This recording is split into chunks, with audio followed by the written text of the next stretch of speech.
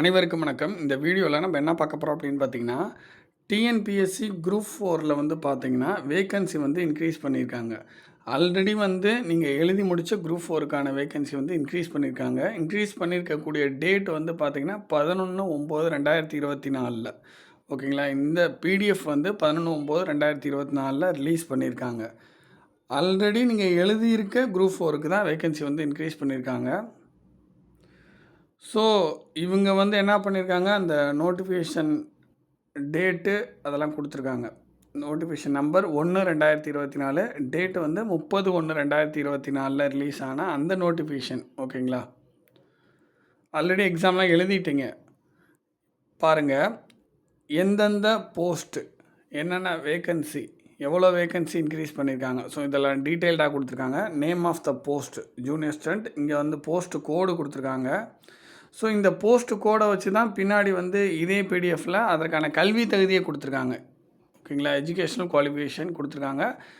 அதற்கான age qualification அதுவும் கொடுத்துருப்பாங்க.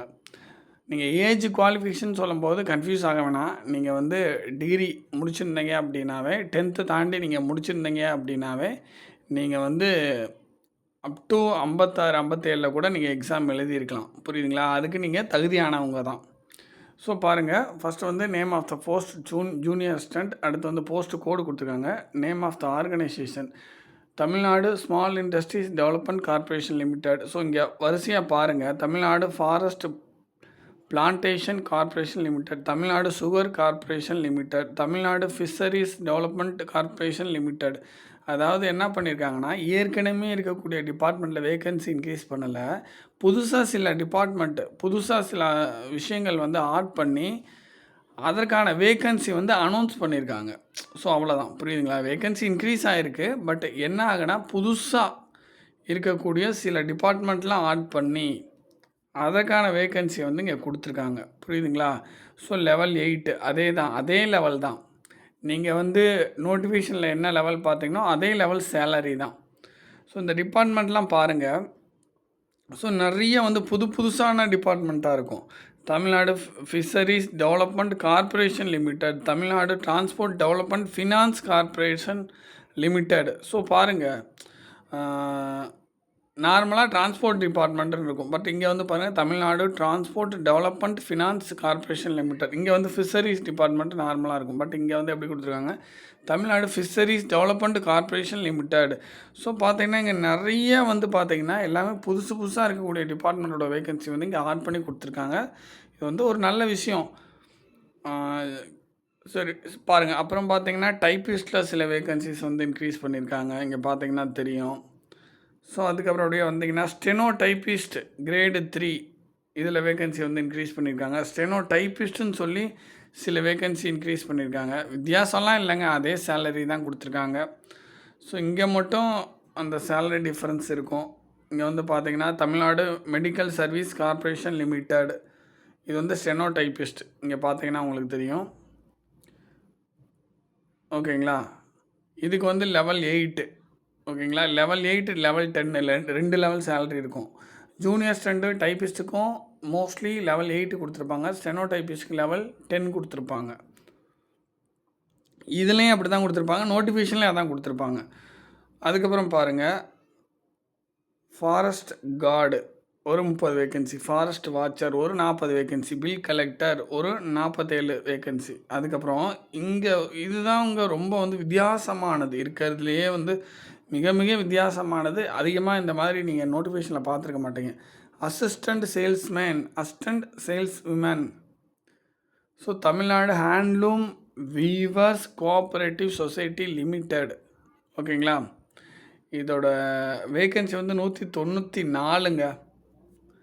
இங்கே பாருங்கள், சேலரி வந்து ரொம்ப கம்மியாக தான் கொடுத்துருக்காங்க.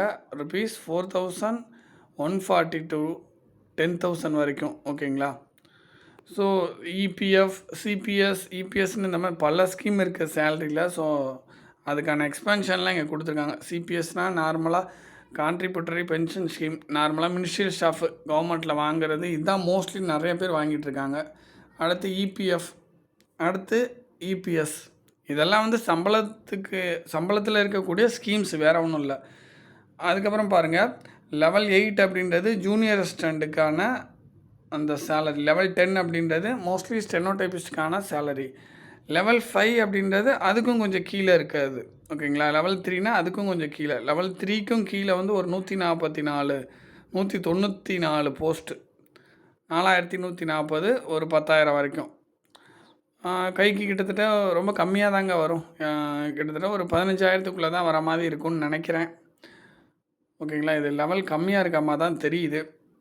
ஸோ இதில் வந்து முக்கியமாக வந்து என்ன சொல்லியிருக்காங்க பாருங்கள். இந்த assistant salesman, assistant sales woman ரொம்ப கவனிக்கணும். இதில் கொடுத்துருக்காங்க. ஓகேங்களா? போஸ்ட் கோடு வந்து 3498. ஸோ என்ன சொல்ல வராங்க, நீங்கள் இந்தியா ஃபுல்லாக எங்கே வேணாலும் வந்து ஒர்க் பண்ணுறதுக்குரிய அந்த சுச்சுவேஷன் அமையும்.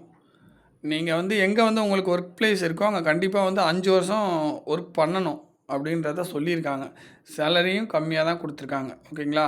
ஸோ டோட்டலாக வந்து பார்த்திங்கன்னா மொத்தமாக ஜூனியர் அசிஸ்டன்ட், டைப்பிஸ்ட்டு, அதுக்கப்புறம் ஸ்டெனோ டைப்பிஸ்ட்டு, அப்புறம் மற்ற எல்லாமே நீங்கள் ஆட் பண்ணி பார்த்தீங்கன்னா ஒரு 480 வேக்கன்சி டோட்டலாக ஆட் பண்ணியிருக்காங்க. டோட்டலாக சொல்கிறேன், எல்லாத்துக்கும் சேர்த்து ஒரு 480 வேக்கன்சி ஆட் பண்ணியிருக்காங்க. அதில் வந்து பார்த்திங்கன்னா இங்கே கேஷியர் இதெல்லாம் கூட ஆட் ஆகுது. Junior accounts assistant, Tamil Nadu police housing corporation limited. So இதெல்லாம் ஆட் பண்ணியிருக்காங்க. ஸோ பார்த்திங்கன்னாவே உங்களுக்கு தெரியும். அதுக்கப்புறம் வந்து பார்த்திங்கன்னா ஏஜ் குவாலிஃபிகேஷன்லாம் கொடுத்துருக்காங்க. நீங்கள் இதெல்லாம் ரொம்ப போட்டுலாம் மண்டையை உடச்சிக்க தேவையில்ல, ரொம்ப போட்டு கன்ஃபியூஸ் பண்ணிக்க தேவையில்ல. ஒன்றும் இல்லை, நீங்கள் 10th மேலே முடிச்சிருக்கீங்க அப்படின்னா, ஒரு டிகிரி லெவல்லாம் நீங்கள் முடிச்சிருக்கீங்க அப்படின்னா கண்டிப்பாக வந்து இங்கே ஏஜ் லிமிட்லாம் இல்லை. நீங்கள் 57 வயசில் கூட எலிஜிபிள் தான் அப்படின்னு நீங்கள் வச்சுக்கலாம். ஒரு ஓவராலாக சொல்கிற மாதிரி இருந்தால் இதெல்லாம் போட்டு நீங்கள் கன்ஃபியூஸ் பண்ணிக்க வேணாம்.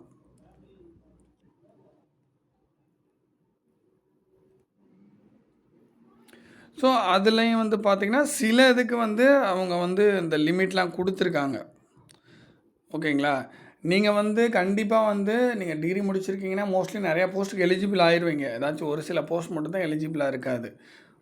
அந்த ஏஜ் லிமிட்டை தாண்டும் போது நீங்கள் கன்ஃபியூஸ் பண்ணிக்க வேணாம். நிறைய போஸ்ட்டுக்கு வந்து நீங்கள் 57 வயசாக இருந்தால் கூட எலிஜிபிள் தான். ஓகேங்களா? குரூப் 4ல் சொல்கிறேன். நீங்கள் வந்து டிகிரி முடிச்சிருக்கீங்க அப்படின்னா மோஸ்ட்லி ஒரு 90% நீங்கள் எலிஜிபிள் தான் போஸ்ட்டுக்கு. ஒரு ஃபார் எக்ஸாம்பிள் எப்படி சொல்கிறதுனா, ஒரு 100 போஸ்ட் இருக்குதுன்னு வச்சுக்கோங்க குரூப் 4ல். ஓகேங்களா? டிகிரி முடிச்சிருக்கீங்க அப்படின்னா 100ல் கிட்டத்தட்ட 95 போஸ்ட்டுக்கு வந்து நீங்கள் எலிஜிபிளாக இருப்பீங்கன்னு சொல்ல வரேன். ஸோ அப்படின்னா என்ன சொல்ல வரேன், ஒரு 1000 போஸ்ட் இருக்குன்னா ஒரு 950 போஸ்ட்டு கண்டிப்பாக எலிஜிபிளாக இருப்பீங்கன்ற மாதிரி ஒரு மீனிங் நீங்கள் எடுத்துக்கலாம். ஸோ அதுக்கப்புறம் பாருங்கள்,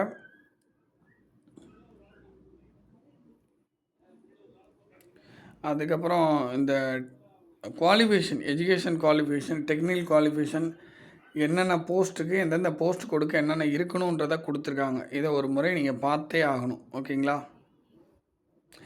நார்மலாக ஒன்று தெரிஞ்சுக்கங்க, 10th முடிச்சிருக்கீங்க அப்படின்னா நிறையா போஸ்ட்டுக்கு எலிஜிபிள். ஓகேங்களா? 10th ப்ளஸ் டிகிரி முடிச்சிருக்கீங்கன்னா நீங்கள் ஏஜ் லிமிட் எவ்வளோ இருந்தாலும் எலிஜிபிள். ஒரு 56 57 வயசில் கூட எலிஜிபிள். அது இல்லாமல் சில விஷயங்கள் கொடுத்துருக்காங்க. ஒரு சில விஷயங்களுக்கு 12th முடிச்சிருக்கணும், ஒரு சில விஷயங்களுக்கு கிராஜுவேஷன் முடிச்சிருக்கணும் அப்படின்னு. அது ஒரு பர்டிகுலராக ஒரு சில போஸ்ட்டு தான். ஓகேங்களா? ரொம்ப கன்ஃபியூஷனாக ஆகிக்க வேணாம். இங்கே பார்த்தீங்கன்னா போஸ்ட் கோடு வந்து 3518 பேச்சுலர் டிகிரி இன் காமர்ஸ்னு கொடுத்துருக்காங்க. 3518 பார்ப்போம். ஃபார் எக்ஸாம்பிளுக்கு உங்களுக்கு சொல்கிறேன், எடுத்து காமிச்சா தான் உங்களுக்கு புரியும். இங்கே பாருங்கள், இருங்க காமிக்கிறேன். 3518 காமர்ஸ் டிகிரி கொடுத்துருந்தாங்களே, இங்கே பாருங்கள், ஒரு 14 போஸ்ட்டு தான். புரியுதுங்களா? ஸோ இந்த மாதிரி ஓவராலாக ஒரு 7000 போஸ்ட் இருக்குன்னா வெறும் ஒரு 14 to 20 போஸ்ட்டுக்கு தான் இந்த மாதிரி பர்டிகுலராக சில விஷயங்கள் வந்து எலிஜிபிள் ஆகும். ஸோ ஓவராலாக ஒரு 7000 இருக்குன்னா அதில் உங்களுக்கு இந்த மாதிரி பர்டிகுலராக சில விஷயங்கள் இருக்கிறது ஒரு 400 போஸ்ட்டோ, ஒரு 500 போஸ்ட்டோ, இல்லை 300 போஸ்ட்டோ தான் இருக்கும். ரொம்ப கம்மியாக தான் இருக்கும். ஸோ இதை நினச்சிலாம் நீங்கள் பயப்படக்கூடாது. வேக்கன்சி இன்க்ரீஸ் ஆகிருக்குது அப்படின்றது ஒரு நல்ல விஷயம். ஓகேங்களா? கிட்டத்தட்ட வந்து பார்த்திங்கன்னா 480 வேக்கன்சி இன்க்ரீஸ் ஆகிருக்கு. ஜூனியர் ஸ்டூடெண்ட், டைப்பிஸ்ட், ஸ்டெனோ எல்லாத்துலேயும் சேர்த்து. எதுவுமே இன்க்ரீஸ் ஆகாமல் இருக்கிறதுக்கு இந்த மாதிரி இன்க்ரீஸ் ஆகிருக்கிறது ஒரு பெரிய விஷயந்தான். பட் இதுலேயும் ஒரு சில விஷயங்கள் வந்து நான் ஷேர் பண்ணிக்க விரும்புகிறேன். இப்போ இந்த இதில் பார்த்தீங்கன்னா, இந்த கடைசியாக இருக்கிறது பார்த்தீங்கன்னா சேல்ஸ். ஆனால் முன்னாடி கொடுத்துட்டாங்க, கொடுத்த வரைக்கும் சந்தோஷங்க. இப்போ அங்கே போயிட்டு டிபார்ட்மெண்ட் போயிட்டு உங்களுக்கு சேலரி இவ்வளோ தான், நீங்கள் வந்து இங்கேயே 5 வருஷம் இருக்கணும் அப்படின்னு சொல்லாமல் முன்னாடியே கொடுத்தது ஒரு நல்ல விஷயம். ஏன்னா பார்த்து சூஸ் பண்ணிக்குவாங்க கேண்டிடேட்ஸ், ஓகேங்களா? ஸோ அப்படி இருக்கிறப்ப இந்த மாதிரி முன்னாடியே இந்த மாதிரிலாம் கொடுக்குறது நல்ல விஷயம். ஆனால் ஒரு சில இடத்துல என்ன பண்ணுறாங்கன்னா, ஜூனியர் அசிஸ்டண்ட்டோ இந்த மாதிரிலாம் இங்கே நோட்டிஃபிகேஷனில் கொடுக்காம ஒரு சில விஷயங்கள் சொல்கிறேன். இந்த மாதிரிலாம் நோட்டிஃபிகேஷன்லாம் கொடுக்காம நார்மலாக மினிஸ்ட்ரி ஸ்டாஃபு ஜூனியர் அசிஸ்டண்ட்டாக போய் ஒரு இடத்துல ஜாயின் பண்ணுறாங்க, அல்லது குரூப் 2 2A அந்த மாதிரி எழுதி அசிஸ்டண்ட்டாக போய் ஜாயின் பண்ணுறப்ப என்ன பண்ணுறாங்கன்னா, நீங்கள் 5 வருஷம் இங்கேயே ஒர்க் பண்ணி ஆகணும், இந்த மாதிரிலாம் சொல்கிறாங்க. அதெல்லாம் வந்து பார்த்திங்கன்னா ஒரு நார்ம்ஸ்லே கிடையாது, நோட்டிஃபிகேஷன்லேயே கிடையாது. ஆனால் இல்லாததை வந்து சில டிபார்ட்மெண்ட்டில் சில ஆஃபீஸில் வந்து இந்த மாதிரி புகுத்துறாங்க. 5 வருஷம் நீங்கள் கட்டாயமாக இங்கே ஒர்க் பண்ணி ஆகணும், உங்களோட ஒரிஜினல் சர்டிஃபிகேட்லாம் என்கிட்ட கொடுத்துருங்க. ஸோ இந்த மாதிரிலாம் நடக்குது. ஸோ இங்கே முன்னாடியே நோட்டிஃபிகேஷனில் இந்த மாதிரி கொடுத்துட்டாங்கன்னா அது கேண்டிடேட்ஸ்க்கு ப்ராப்ளம் இல்லை. பட் அதெல்லாம் இந்த மாதிரி நோட்டிஃபிகேஷன்லாம் கொடுக்காம டிஎன்பிசி வந்து ஒரு ரெக்ரூட் பண்ணி ஒரு டிபார்ட்மெண்ட்டுக்கு அனுப்புகிறாங்கன்னா அந்த டிபார்ட்மெண்ட்டில் வந்து நீங்கள் 5 வருஷம் இருக்கணும் அப்படி இப்படின்னு சொல்கிறது வந்து அது வந்து சரியா தவறா அப்படின்றத ஒரு உங்களோட பார்வைக்கு விட்டுறேன். ஓகேங்க, இந்த விஷயத்தெலாம் பார்த்துக்குங்க. முன்னாடிலாம் வந்து வேக்கன்சி இன்க்ரீஸ் ஆகிறப்பங்க, அதாவது 2000 நல்லா கவனிங்க, 2017 நோட்டிஃபிகேஷன், 2018 எக்ஸாம் நடந்துச்சு. குரூப் 4 சொல்கிறேன். அந்த எக்ஸாம் தான் நானும் எழுதினேன். அந்த எக்ஸாமில் தான் ஸ்டெனோவில் செலக்ட் ஆகி போனேன். ஓகேங்களா? இப்போ வரைக்கும் ஜாபில் தான் இருக்கேன். கவர்மெண்ட் ஜாப்லாம் கிட்டத்தட்ட 5 வருஷம் சர்வீஸை நமக்கு தாண்டிடுச்சு. அந்த டைமில் வந்து வேக்கன்சிலாம் இன்க்ரீஸ் ஆச்சுங்க. நோட்டிஃபிகேஷன் ரிலீஸ் பண்ணுறப்ப கிட்டத்தட்ட சொல்கிறேன், ஒரு 10,000 வேக்கன்சி கிட்டே இருந்துச்சு. கவுன்சிலிங் டைமில் மொத்தமாக ஒரு 5,000 இன்க்ரீஸ் ஆகி கிட்டத்தட்ட ஒரு 15,000 வேக்கன்சியாக வந்தது. ஒரு கிட்டத்தட்ட 5,000 வேக்கன்சி இன்க்ரீஸ் ஆச்சு. அப்போல்லாம் டக்குன்னு ஒரு 2,000 வேக்கன்சி இன்க்ரீஸ் ஆச்சு. அப்புறம் ஒரு 1,500, அப்புறம் ஒரு 1000. ஸோ இந்த மாதிரி வேக்கன்சி இன்க்ரீஸ் ஆகும்போதே அப்படியே சொல்கிறதுக்கே நல்லாயிருக்கும், கேட்குறதுக்கே நல்லாயிருக்கும். அது வந்து ஒரு சர்ப்ரைசிங்காக இருந்துச்சு. கேட்குறதுக்கு கண்டிப்பாக நமக்கு வேலை உறுதி அப்படின்ற மாதிரிலாம் தோணும். ஆனால் 10,000லேருந்து கிட்டத்தட்ட 10,500 11,000 இருந்து கடைசியில் 15,000 போயிடுச்சு வேக்கன்சி. நல்லா இன்க்ரீஸ் ஆச்சு. அதுவும் இந்த மாதிரிலாம் வந்து எப்படி தனித்தனியாக ஏதேதோ டிபார்ட்மெண்ட்லாம் ஆட் பண்ணாமல் இருக்கிற டிபார்ட்மெண்ட்டுக்கு நோட்டிஃபிகேஷனில் என்னென்ன கொடுத்துருந்தாங்களோ அந்த அந்த விஷயங்களுக்கு, அதாவது என்ன சொல்கிறதுனா, ஆல்ரெடி இருக்கக்கூடிய டிபார்ட்மெண்ட்டில் தான் வந்து பார்த்திங்கன்னா வேக்கன்சி வந்து இன்க்ரீஸ் பண்ணாங்க. புரியுதுங்களா? இப்போ புதுசாக நிறைய கொண்டு வந்துருக்காங்க. இதெல்லாம் நல்ல விஷயம். பட் ஆனால் இங்கே பாருங்கள், இந்த மாதிரி இங்கே இருக்குது பார்த்தீங்களா? அதுக்கப்புறம் இந்த விஷயங்கள் இதெல்லாம் கொஞ்சம் வந்து பார்க்குறப்பே கஷ்டமாக இருக்குது. அப்டேட் பண்ணுறதுக்கே வந்து பார்த்திங்கன்னா, அதாவது என்னடா அது அப்படின்ற மாதிரி இருக்குது. வேக்கன்சியே பார்த்திங்கன்னா மொத்தமாக ஜூனியர் அசிஸ்டண்ட்டு, டைப்பிஸ்ட் எல்லாத்தையும் சேர்த்து ஒரு 480. அதுலேயே கிட்டத்தட்ட இதுவே ஒரு 200 போயிடுது. ஸோ இதுக்கும் சேலரி கம்மி. ஒர்க் எனிவேர் இன் இண்டியான்னு கொடுத்துறாங்க. 5 வருஷம் ஒர்க் பண்ணணுன்றாங்க. ஸோ இதெல்லாம் பார்க்கும்போது அப்டேட் பண்ணுறதுக்கு ரொம்ப வந்து ஒரு கஷ்டமாக இருக்குங்க. வேக்கன்சி இன்க்ரீஸ் ஆகிருக்கிறது ஒரு நல்ல விஷயந்தான். பட்டு இதுலேயும் ஒரு 200 போயிடுச்சு. 480 இதுவே ஒரு 194 போயிடுச்சு அப்படின்ற மாதிரிலாம் இருக்குது. பாருங்கள், இங்கே ஒரு லெவல் 3, இதில் ஒரு 47 வேக்கன்சி. கிட்டத்தட்ட வந்து பார்த்திங்கன்னா 480ல் 250 வேக்கன்சி இந்த மாதிரியே போயிடுச்சு அப்படின்ற மாதிரி ஒரு வருத்தமாக இருக்குது. அப்புறம் இங்கே பாருங்கள், இங்கே ஒரு லெவல் 3 பாருங்கள். ஸோ 480ல் கிட்டத்தட்ட வந்து பார்த்திங்கன்னா ஒரு 300 இந்த மாதிரியே போயிடுச்சு. இங்கே பாருங்கள் லெவல் 5. ஸோ இதெல்லாம் வந்து பார்த்திங்கன்னா அப்டேட் பண்ணுறதுக்கே ரொம்ப வந்து மனசுக்கே கஷ்டமாக இருக்க மாதிரி இருக்குது. அந்த 2018, 19 அதுக்கப்புறம் அந்த எக்ஸாம்லலாம் அப்டேட் பண்ணும்போது நல்லாயிருக்கும். பரவாயில்ல, இவ்வளோ இது இன்க்ரீஸ் பண்ணியிருக்காங்களே அப்படின்ற மாதிரி ஒரு ஹாப்பியாக இருக்கும். அது கேண்டிடேட்ஸுக்கும் ஹாப்பியாக இருக்கும், அப்டேட் பண்ணுற நமக்கும் ஹாப்பியாக இருக்கும். பட் இதை அப்டேட் பண்ணும்போது என்னடா அது இப்படி ஆயிடுச்சு அப்படின்ற மாதிரி தான் இருக்குது. இது இன்னும் வேக்கன்சி வந்து இன்க்ரீஸ் பண்ணணும். ஆல்ரெடி இருக்கிற டிபார்ட்மெண்ட்டில் அவங்க வேக்கன்சி கொடுத்துருக்காங்கல்ல, அதை வந்து கண்டிப்பாக இன்க்ரீஸ் பண்ணி கொடுத்தாங்கன்னா நல்லாயிருக்கும்.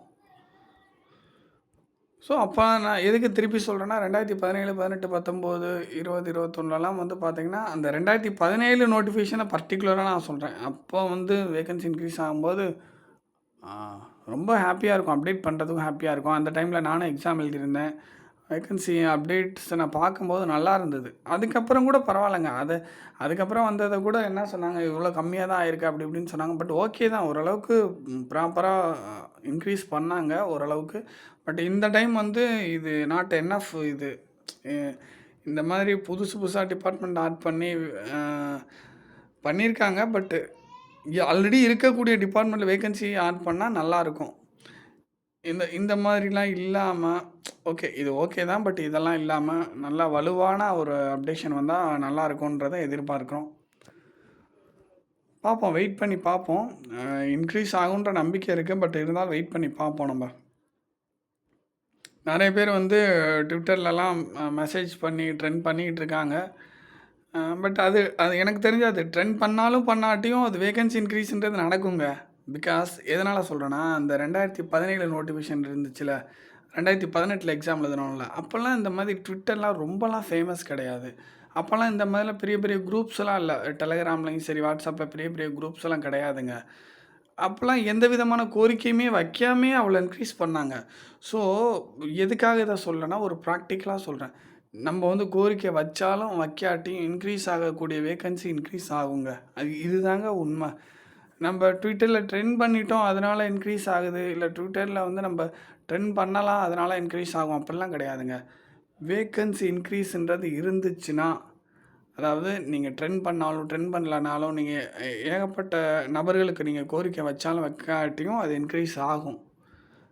புரியுதுங்களா? டிபார்ட்மெண்ட்லேருந்து வேக்கன்சி கலெக்ட் பண்ணும்போது ஸோ அது அப்படியே படிப்படியாக ஸ்டெப் பை ஸ்டெப்பாக அதுவாகவே நடக்கும்.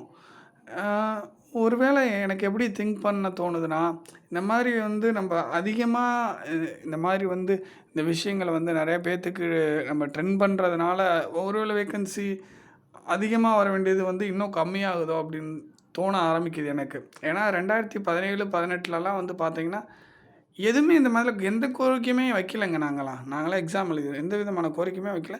அதுவாக தான் வேகன்சி வந்து இன்க்ரீஸ் ஆச்சு. ஸோ அதனால் இந்த மாதிரி கோரிக்கை வைக்கலனா கூட வேக்கன்சி வந்து இன்க்ரீஸ் இருக்கும் அப்படின்றது வந்து என்னோடய மிகப்பெரிய நம்பிக்கைங்க. ஏன்னா ஒவ்வொரு டைமும் வந்து பார்த்திங்கன்னா ஒரு 3 to 4 months இந்த மாதிரி ஒரு டைமில் வேக்கன்சி வந்து ஒவ்வொரு டிபார்ட்மெண்ட்டில் கலெக்ட் பண்ணுவாங்க. கலெக்ட் பண்ணி என்ன பண்ணுவாங்கன்னா, டிஎன்பிசிக்கு அப்டேட் பண்ணுவாங்க. அதுக்கப்புறம் டிஎன்பிசி தரப்புலேருந்து ஆல்ரெடி இருக்கக்கூடிய முடிஞ்ச குரூப் 4க்கான வேக்கன்சியை இன்க்ரீஸ் பண்ணுவாங்க. புரியுதுங்களா? ஸோ இது ஒவ்வொரு டைம் நடக்கக்கூடியது தான். அதை நம்ம அதிகமாக வந்து ட்ரெண்ட் பண்ணி அந்த ஒரு சில அதிகாரிகளை வந்து நம்ம வந்து கடுப்பேற்றி அதை வந்து குறைச்சிடக்கூடாது. ஸோ அதுக்காக நான் சொல்ல வரேன். இது வந்து என்னோடய தனிப்பட்ட ஒப்பீனியன் தாங்க. நான் திருப்பியும் இதில் பதிவு பண்ணுறேன். 2017 நோட்டிஃபிகேஷன், 2018 குரூப் 4 எக்ஸாம் 10,000 இருந்தது, 15,000 ஆச்சுங்க. அந்த டைமில் நானும் ஒரு எக்ஸாம் எழுதினேன். ஓகேங்களா? அதில் நானும் செலக்ட் ஆகி வேலைக்கு போனேன். பட் அந்த டைம்லலாம் கோரிக்கையெல்லாம் வைக்கல. அப்போல்லாம் ட்விட்டரும் ஃபேமஸ் கிடையாது அந்தளவுக்கு. வாட்ஸ்அப்பும் அந்தளவுக்கு இப்போ இருக்கிற அளவுக்கு ஃபேமஸ் கிடையாது. ஸோ அந்த டைம்லலாம் நாங்கள் கோரிக்கையெல்லாம் வைக்கல. பட் அப்போ இன்க்ரீஸ் ஆச்சு. பட் இப்போ ஆகலை. அப்படின்னா நம்ம வந்து இந்த மாதிரி ஆக்டிவிட்டீஸை கொஞ்சம் குறைச்சிக்கிட்டு படிக்கிறதுல அதிகமாக கவனம் செலுத்தி அடுத்தடுத்த எக்ஸாமுக்கு நம்ம பாட்டில் ப்ரிப்பேர் பண்ணிக்கிட்டே இருக்கணும். வேகன்சி அது பாட்டில் இன்க்ரீஸ் ஆகும் அப்படின்றது என்னோடய கருத்தாக பதிவு பண்ணுறேன். தேங்க்யூ.